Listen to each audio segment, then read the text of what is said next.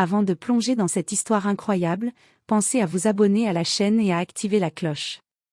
Ici, chaque récit a quelque chose à dire, et vous ne voudrez pas en manquer un seul. New York n'avait jamais été aussi froide que ce matin-là. Un vent violent s'engouffrait entre les gratte-ciel, faisant vibrer les vitres des taxis et claquer les manteaux des passants pressés.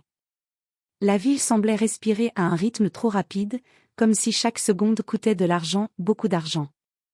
Au cœur de ce chaos organisé, se dressait l'un des bâtiments les plus puissants de Manhattan, Hamilton et Cross Financial Group, une tour de verre et d'acier où se décidaient chaque jour des fortunes, des carrières, et parfois des vies entières.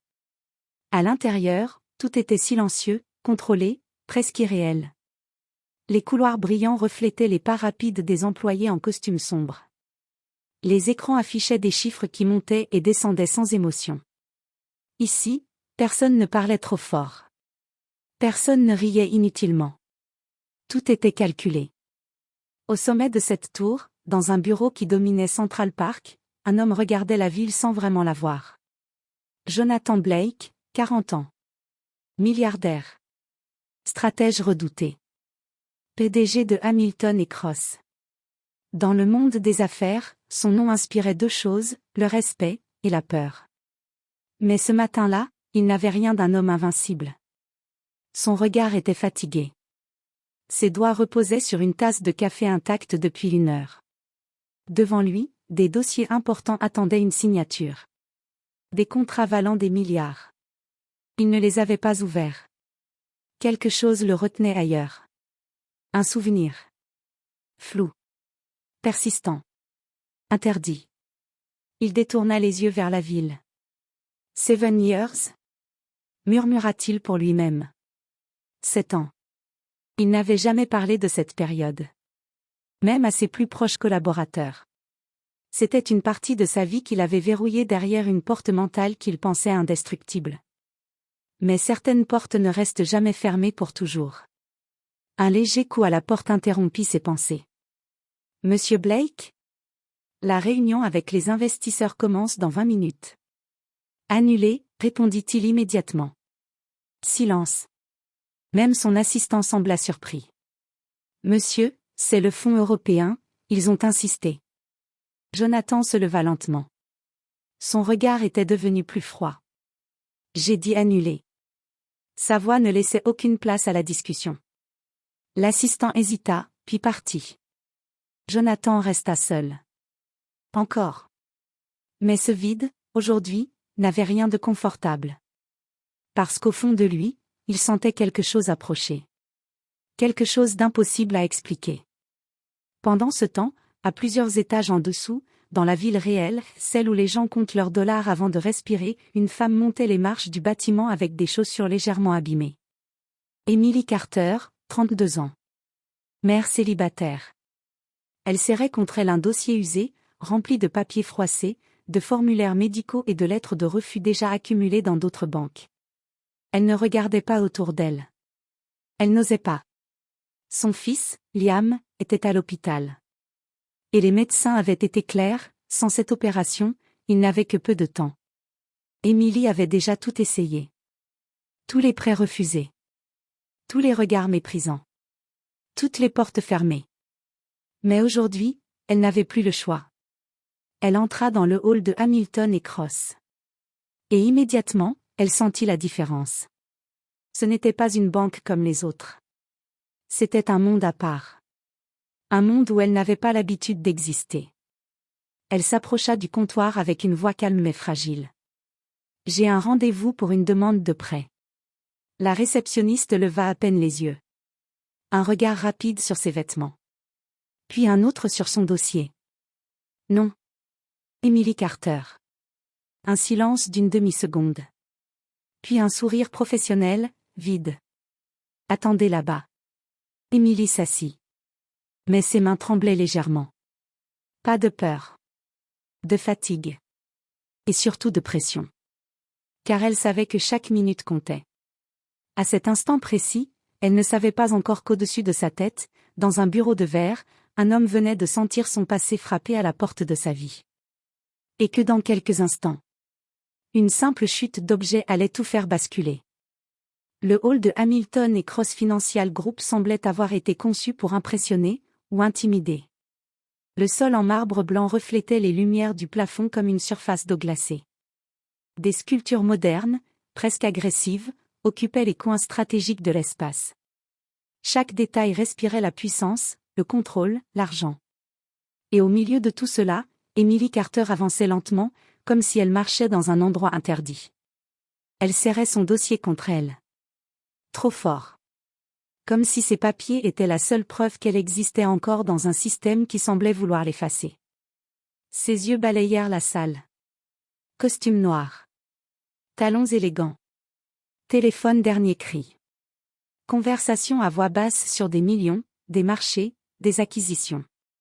Personne ne la regardait vraiment. Ou plutôt, personne ne voulait la voir.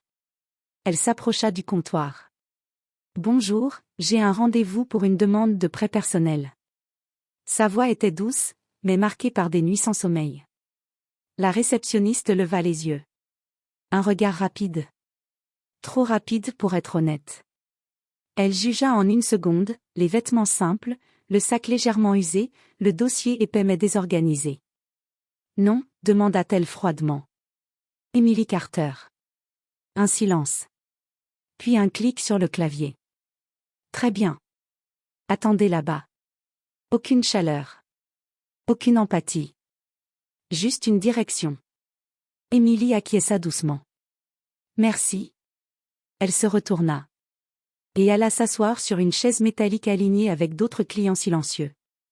Mais ici, même les silences semblaient lourds. Chaque personne attendait quelque chose. Un financement. Une validation. Une chance. Emily, elle, attendait une survie. Au même moment, plusieurs étages plus haut. Dans un bureau entièrement vitré, dominant la ville entière, Jonathan Blake observait Manhattan comme un joueur observe un échiquier. Il n'était pas en réunion. Il n'était pas en appel. Et pourtant, tout le monde pensait qu'il contrôlait chaque seconde de sa journée. Il se tenait immobile. Son regard descendait lentement vers la rue, comme s'il cherchait quelque chose sans savoir quoi. Puis il la vit. Une femme assise dans le hall. Rien de particulier, en apparence. Mais quelque chose dans son attitude le dérangea immédiatement. Pas sa tenue. Pas son dossier.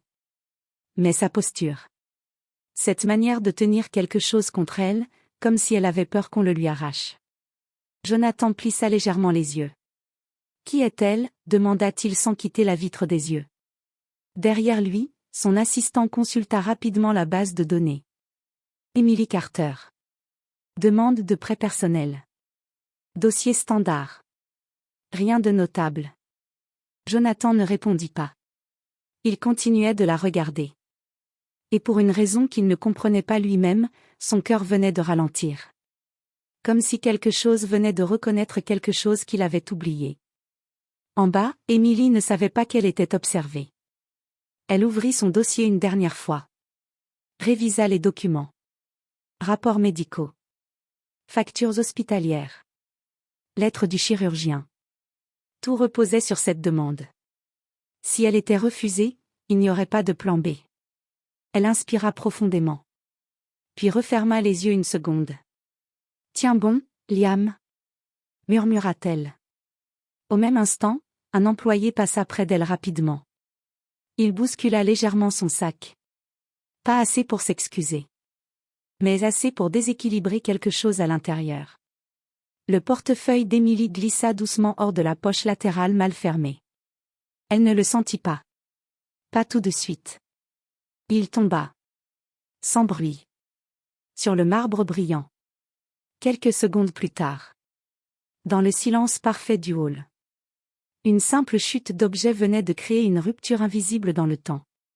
Et quelque part, au dernier étage de la tour, Jonathan Blake venait de se lever brusquement. Sans savoir pourquoi. Comme si son passé venait de faire un bruit. Le hall de Hamilton et Cross Financial Group resta un instant figé dans une étrange normalité. Les gens continuaient de marcher. Les conversations continuaient de chuchoter. Les écrans continuaient d'afficher leurs chiffres froids. Et pourtant, quelque chose venait de changer. Le portefeuille d'Emily Carter reposait sur le marbre blanc, légèrement ouvert. Elle ne s'en était pas encore rendue compte. Elle était toujours assise, concentrée sur ses papiers, essayant de calmer son cœur qui battait trop vite. Mais derrière elle, un détail invisible allait tout bouleverser. Un employé pressé passa à côté. Un courant d'air léger. Un mouvement insignifiant. Et le portefeuille s'ouvrit davantage. Des papiers glissèrent sur le sol. Formulaires médicaux. Une carte d'identité. Et une vieille photo pliée.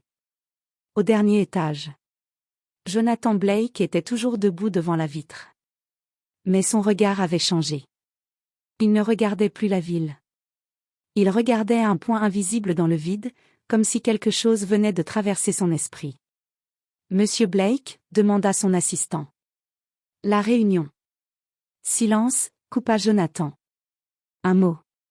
Froid. Mais étrange. Comme s'il essayait de se convaincre lui-même. Son regard venait de se fixer sans qu'il comprenne pourquoi, vers le hall en bas. Vers cette femme. Vers ce portefeuille. En bas, Emily se pencha légèrement pour reprendre ses papiers. Elle soupira doucement. Trop de fatigue.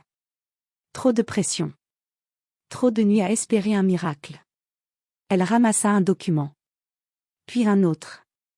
Et enfin, elle vit son portefeuille ouvert sur le sol. « Oh non » murmura-t-elle. Elle se pencha rapidement. Mais quelqu'un d'autre l'avait déjà remarqué. Un homme en costume s'était arrêté à quelques mètres. Puis un autre. Et surtout, un homme près de l'entrée de l'ascenseur privé. Un homme qui ne bougeait plus. Jonathan Blake. Il était descendu sans que personne ne l'entende. Sans garde. Sans annonce. Sans raison officielle. Il se tenait là, dans le couloir du bas, parfaitement immobile. Ses yeux fixés sur le sol. Sur ce portefeuille ouvert. Sur cette photo. Emily ne l'avait pas encore vu. Elle ramassait les papiers en vitesse. « Je suis désolée, désolée. » répétait-elle doucement, paniquée. Mais quand elle attrapa la dernière feuille, le vent fit légèrement tourner la photo. Et elle tomba face visible. Jonathan Blake sentit son souffle se bloquer. Son monde entier venait de s'arrêter. Sur la photo, une jeune Emily. Plus jeune, plus fragile. Tenant un bébé dans ses bras. Et à côté d'elle, Jonathan Blake. Mais pas le Jonathan Blake d'aujourd'hui. Un homme plus jeune. Sans costume parfait. Sans froideur. Un homme réel. Le silence devint brutal. Total. Comme si la banque entière venait d'être aspirée hors du temps. Impossible. Murmura Jonathan. Sa voix était presque inaudible. Mais elle porta comme un coup de tonnerre dans son esprit. Emily releva enfin les yeux. Et vit l'homme devant elle. Elle ne le reconnut pas immédiatement. Mais elle sentit quelque chose d'étrange. Une pression. Un malaise. Comme si cet inconnu connaissait une partie de sa vie qu'elle avait oubliée. « Monsieur, vous êtes qui » demanda-t-elle doucement. Jonathan ne répondit pas tout de suite. Il fixait encore la photo. Ses doigts tremblaient légèrement. Un détail que personne n'avait jamais vu chez lui. Puis il parla. Très lentement. « Où avez-vous eu cette photo » Emily fronça les sourcils. « C'est la mienne. » Pourquoi ? Silence. Encore. Plus lourd. Jonathan inspira profondément. Comme un homme qui marche au bord d'un gouffre. Puis il dit enfin. Ce bébé, sur cette photo. Il s'interrompit. Ses yeux se levèrent vers elle. Et pour la première fois depuis des années. Sa voix perdit toute autorité. Je crois que je connais cet enfant. Le monde d'Emily vacilla. Ses mains se figèrent. Son souffle aussi. Non. Murmura-t-elle. Mais Jonathan continua. Plus bas. Plus grave. Et je crois que je suis le père. Le hall entier semblait avoir disparu. Plus de bruit. Plus de mouvement. Plus de temps. Juste une vérité impossible qui venait de s'ouvrir au milieu d'une banque de milliardaires. Le mot « père » semblait encore flotter dans l'air. Invisible. Mais écrasant. Dans le hall de Hamilton et Cross Financial Group, tout avait repris, sans vraiment reprendre. Les gens marchaient encore, mais plus lentement. Les conversations continuaient, mais étouffées. Même les écrans semblaient moins lumineux. Comme si l'espace lui-même hésitait. Emily Carter restait figée. Son esprit refusait d'absorber ce qu'elle venait d'entendre. Je suis le père. Non. C'était impossible. Elle serra instinctivement son sac contre elle, comme pour se protéger de cette phrase. Vous devez vous tromper. Dit-elle enfin, la voix brisée. Mais en face d'elle, Jonathan Blake ne bougeait pas. Il tenait toujours la photo. Ses doigts ne tremblaient plus autant, mais son regard, lui, avait changé. Ce n'était plus un regard de PDG. C'était celui d'un homme coincé entre deux réalités. Il inspira lentement. Puis sa voix reprit, plus basse. Cette photo, je ne l'ai pas vue depuis des années. Emily cligna des yeux. C'est la mienne. Je vous le dis. Jonathan releva les yeux vers elle. Et pendant une fraction de seconde, quelque chose de fragile passa dans son regard. Une hésitation. Une douleur. Alors expliquez-moi pourquoi j'y suis. Silence. Emily ouvrit la bouche, mais aucun mot ne sortit. Parce qu'elle ne savait pas. Parce que cette photo faisait partie d'une époque qu'elle avait enfouie. Une époque de survie. De décisions prises trop vite. De souvenirs incomplets. Elle sentit sa gorge se serrer. Je ne comprends pas. Jonathan fit un pas vers elle. Un seul. Mais tout le hall sembla réagir. Deux agents de sécurité se rapprochèrent instinctivement, puis s'arrêtèrent, sentant que ce n'était pas une situation normale. Jonathan, lui, ne les regardait pas. Il ne regardait qu'elle. Emily Carter, répéta-t-il doucement. Vous avez dit votre nom. Elle hocha la tête, méfiante. Oui. Il baissa légèrement les yeux vers le dossier qu'elle tenait encore. Vous avez un enfant. Ce n'était pas une question. Emily se crispa immédiatement. Oui.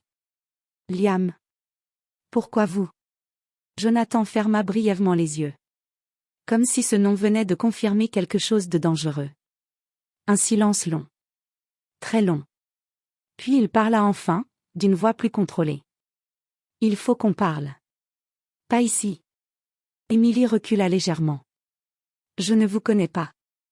Je ne pars nulle part avec vous. Jonathan ne protesta pas. Il ne s'énerva pas. Ce qui était encore plus inquiétant. Il sortit simplement un petit objet de sa poche, une carte noire d'accès privé. Et la posa sur la table voisine. Ce bâtiment appartient à mon entreprise. Si je voulais vous faire sortir, vous seriez déjà dehors. Pause. Puis, plus doucement. Mais ce n'est pas ce que je veux. Emily sentit un frisson. Pas de peur pure. Mais de confusion. Cet homme n'agissait pas comme un prédateur. Ni comme un homme curieux. Mais comme quelqu'un qui venait de retrouver un morceau de sa vie perdue. Jonathan fit un léger geste vers l'ascenseur privé. Venez. 10 minutes. C'est tout ce que je demande. Emily hésita. Son cœur battait trop vite. Son instinct lui disait de fuir. Mais un autre instinct, celui d'une mère, celui d'une vérité qu'elle ne comprenait pas encore, la poussait à rester. Finalement, elle murmura. 10 minutes. Pas plus. L'ascenseur privé monta dans un silence total. Aucun écran. Aucune musique. Juste le reflet des deux personnes enfermées dans une boîte de verre suspendue au-dessus de Manhattan. Emily regardait le sol. Jonathan regardait les chiffres qui défilaient au-dessus des étages.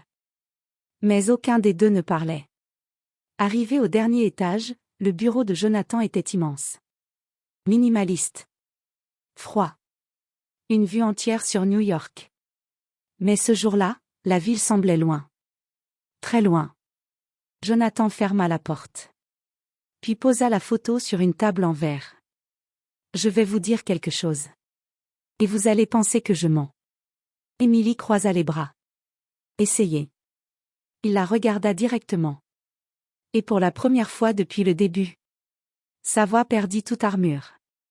Il y a 7 ans, je ne me souviens pas de tout. Mais je me souviens de vous. Émilie fronça les sourcils. Ça ne veut rien dire. Jonathan secoua légèrement la tête. Si. Parce que ce que je ne me souviens pas, a été effacé volontairement de ma vie. Silence. Émilie se figea. Effacé? Jonathan s'approcha de la fenêtre. Mon entreprise, ma famille, mon nom, tout est construit sur le contrôle. Mais il y a eu une période où je n'étais pas contrôlée. Il se retourna. Et vous étiez là. Émilie sentit un vertige. Vous êtes en train de dire que, vous avez oublié quelque chose entre nous? Jonathan répondit sans hésiter. Je dis que quelqu'un a tout fait pour que je l'oublie. Un silence lourd tomba. Plus profond que les précédents. Et dans ce silence, une vérité encore plus dangereuse venait d'apparaître. Parce que si Jonathan Blake disait vrai, alors ce n'était pas seulement une histoire oubliée. C'était une histoire cachée. Et quelqu'un, quelque part, avait tout intérêt à ce qu'elle ne revienne jamais à la surface. Le bureau du dernier étage était devenu trop petit pour ce qu'il contenait désormais. Pas à cause de l'espace, mais à cause du secret. Emily Carter restait debout près de la table en verre, les bras toujours croisés, comme si ce geste pouvait la protéger de tout ce qu'elle venait d'entendre. Face à elle, Jonathan Blake ne bougeait plus. Pour la première fois, il ne contrôlait plus la situation. Il la subissait. La photo était toujours posée entre eux. Un objet simple, mais chargé d'un poids impossible. Emily prit une respiration tremblante. Vous voulez me dire qu'il y a 7 ans, quelqu'un vous a effacé une partie de votre mémoire, et que moi, j'étais dedans? Jonathan hocha lentement la tête. Oui. Un mot. Sec. Définitif. Elle secoua légèrement la tête. C'est insensé, on ne peut pas effacer des années comme ça. Pas une personne comme vous. Jonathan eut un rire bref, sans joie. Vous ne connaissez pas les bonnes personnes. Silence. Il s'approcha de la table. Ses doigts frôlèrent la photo sans la prendre. À cette époque, j'étais en train de négocier une fusion qui aurait créé le plus grand groupe financier de la côte Est. Tout était sous pression. Menaces. Contrats. Influence. Il s'interrompit. Puis ajouta plus bas. Et puis il y a eu vous. Émilie sentit son cœur se serrer.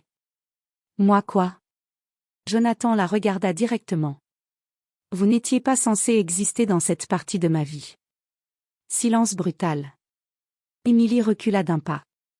Ça ne veut rien dire. Jonathan secoua la tête. Ça veut dire que quelqu'un a tout fait pour séparer ces deux mondes. Mon monde, et le vôtre. Un frisson parcourut Émilie. Pourquoi? Jonathan resta silencieux un instant. Puis. Parce que si cette période revenait, tout ce que je suis aujourd'hui s'écroulerait. Le silence devint plus lourd encore. Comme si le bureau lui-même retenait son souffle. Émilie posa doucement sa main sur son ventre, instinctivement. Puis murmura. Liam? Jonathan releva immédiatement les yeux. Il est malade?